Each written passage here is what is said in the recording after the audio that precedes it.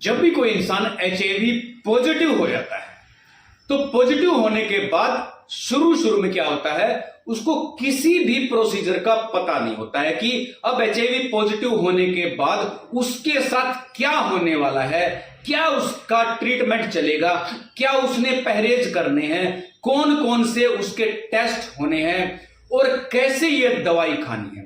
तो बहुत सारी चीजें होती हैं जिसको उस मरीज ने जानना होता है, क्योंकि जब किसी को नया नया इन्फेक्शन होता है उस टाइम पे उसको कुछ भी पता नहीं होता। तो आज हम आपको ये बताने वाले हैं कि जब कोई इंसान शुरू में एचआईवी पॉजिटिव होता है, पॉजिटिव होने के बाद फिर क्या क्या उसमें करना होता है और क्या उसको सावधानियां बरतनी होती हैं। देखो, सबसे पहले क्या होता है, जब आपका किसी के साथ किसी एचआईवी पॉजिटिव के साथ एक्सपोजर होता है, यानी कि आप यौन संबंध बनाते हैं अनप्रोटेक्टेड तरीके से, तो आपको एचआईवी होने के चांसेस हो जाते हैं या फिर एचआईवी हो जाता है जब आप टेस्ट कराते हैं। तो जब एचआईवी हो जाता है तो फिर क्या करते हैं कि आप जाते हो नाको में या फिर एड्स कंट्रोल सोसाइटी, वहां जाने के बाद आप डॉक्टर से कंसल्ट करते हो, तो डॉक्टर आपकी काउंसलिंग करता है और आपका दोबारा सैंपल लेने के लिए बोलता है, क्योंकि उसको कंफर्म करने के लिए कि वाकई में जो आपने टेस्ट किया है वो पॉजिटिव है या नहीं है। तो उसके लिए काफी सारे टेस्ट होते हैं।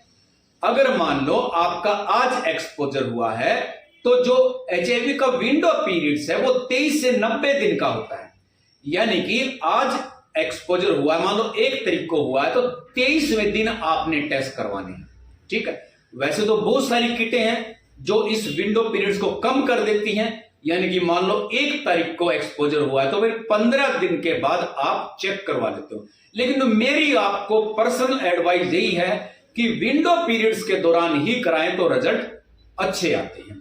बाकी ऐसा नहीं बोल सकते कि भाई जो बाकी किटें होती हैं जो विंडो पीरियड्स को कम करती हैं उसके रिजल्ट अच्छे नहीं होते, अच्छे होते हैं, लेकिन जो क्राइटेरिया है मुझे लगता है उसी को फॉलो करना चाहिए, वो है एक्सपोजर होने के 23 से 90 दिन के बीच का। ठीक है, 23 दिन में करवा लेते हो, नेगेटिव आता है, फिर 90 दिन में करा सकते हैं, फिर भी नेगेटिव आता है, फिर भी कुछ सर्कमस्टांसेस होते हैं, उसके ऊपर डॉक्टर डिसीजन लेता है आपकी काउंसलिंग करके, आपकी जानकारी लेके कि दोबारा टेस्ट करने के लिए बोलना है 3 महीने और बाद, यानी कि 6 महीने के बाद, या फिर अभी काम चल सकता है, वो डॉक्टर के ऊपर डिपेंड होता है। हम बात करेंगे अब, मान लो किसी का एचआईवी पॉजिटिव आ जाता है, डॉक्टर के पास जाएगा, डॉक्टर क्या करेगा, टेस्ट रिपीट करेगा, कंफर्मेटरी टेस्ट। बहुत सारे टेस्ट होते हैं कंफर्मेटरी, जैसे वेस्टर्न ब्लॉट टेक्निक के द्वारा किया जाता है, एचआईवी एलाइजा भी कर सकते हैं,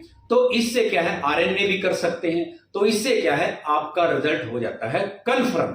ठीक है, एचआईवी पॉजिटिव मान लो आ गया, उसके बाद डॉक्टर आपका वायरल लोड भी चेक करेगा, यानी कि आपके अंदर कितना वायरल लोड है, यानी कि जो वायरस है वो कितना ज्यादा है, राइट।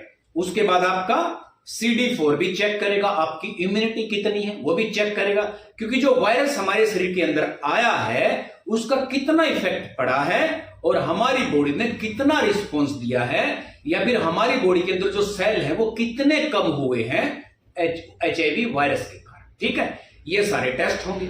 जब टेस्ट हो जाते हैं, कंफर्म हो जाता है, डॉक्टर को पता चल जाता है कितना आपका वायरल लोड है और कितना आपका CD4 काउंट है। ठीक है, पता चलने के बाद आपकी दवाई चालू कर देते हैं जिसका नाम है ART, एंटीरेट्रोवायरल थेरेपी, चालू होगी। तो अब क्या है, डॉक्टर क्या बोलते हैं आपको, डॉक्टर बोलते हैं कि ये दवाई आपने लगातार खानी है, कभी भी मिस नहीं करनी है, डेली 1 बार लेनी है। लेकिन डॉक्टर आपको हफ्ते 10 दिन के बाद या फिर 15 दिन के बाद या फिर महीने के बाद दोबारा बुला सकता है, वो भी टेस्ट करवाने के बाद। टेस्ट करवाएगा आपका, वायरल लोड दोबारा करवाएगा, CD4 दोबारा करवा सकता है आपका। क्यों?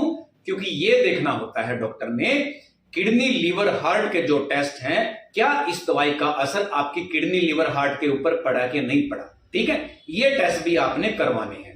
नंबर 2, आपका CD4 और आपका वायरल लोड चेक करना है कि इस दवाई से कितना वायरल लोड आपका कम हुआ है और कितना CD4 काउंट आपका बढ़ा है, क्योंकि बढ़ना चाहिए, वो वायरल लोड कम होना चाहिए। अगर दवाई का कोई भी साइड इफेक्ट नहीं होता किडनी लिवर पे और वायरल लोड कम हो जाता है, CD4 बढ़ जाता है, इसका मतलब है वो दवाई बिल्कुल उसके लिए सुटेबल है। फिर डॉक्टर उसको बोल देते हैं 3 महीने के बाद दोबारा आने के लिए। जो भी डॉक्टर का क्राइटेरिया होता है, 2 महीने 3 महीने, वो डॉक्टर के ऊपर डिपेंड होता है।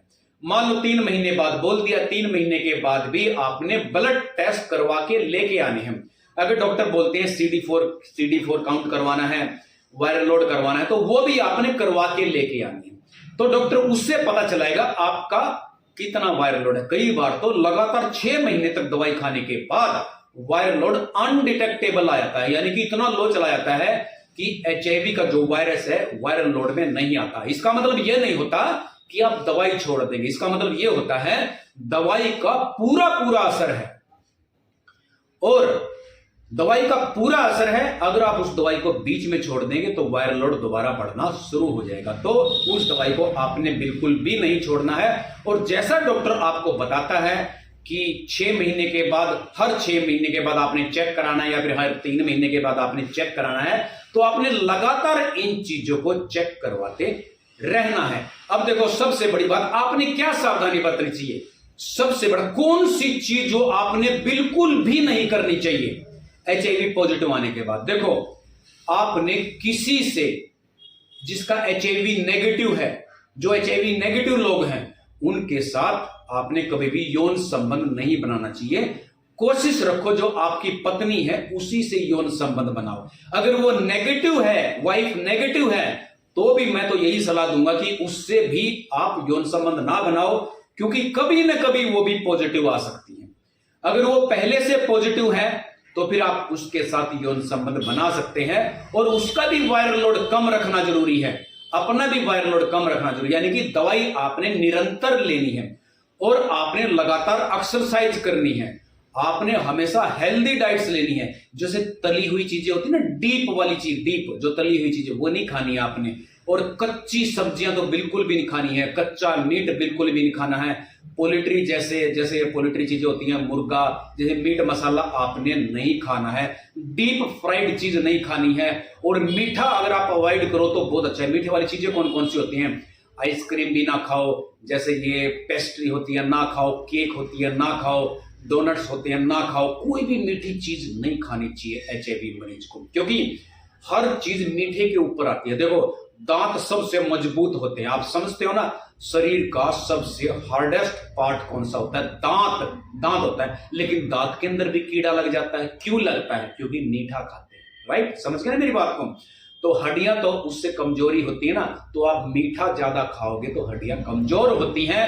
कमजोर हड्डियां होती है, इम्यूनिटी कम होती है। ठीक है, और मीठा खाने से वायरस बढ़ता है, बढ़ेगा, कि उसको ज्यादा एनर्जी मिलेगी, ताकत मिलेगी। तो इस करके मीठे को अवॉइड करो तो और ज्यादा अच्छा होता है। और आपने जब भी आप यौन संबंध बनाते हैं, कोशिश करो कि आप सेफ्टी का प्रयोग करें। ठीक है, सेफ्टी का प्रयोग करना बहुत ज्यादा जरूरी है। तो आप हंसते रहें, मुस्कुराते रहें। अगर आप कोई भी सवाल आपने पूछना है तो आप कमेंट सेक्शन में जाके फील फ्री होके अपना फैमिली मेंबर मान के मुझसे सवाल पूछ सकते हैं। तो धन्यवाद दोस्तों, फिर मिलेंगे आपसे किसी अच्छी सी वीडियो में। तब तक के लिए बाय।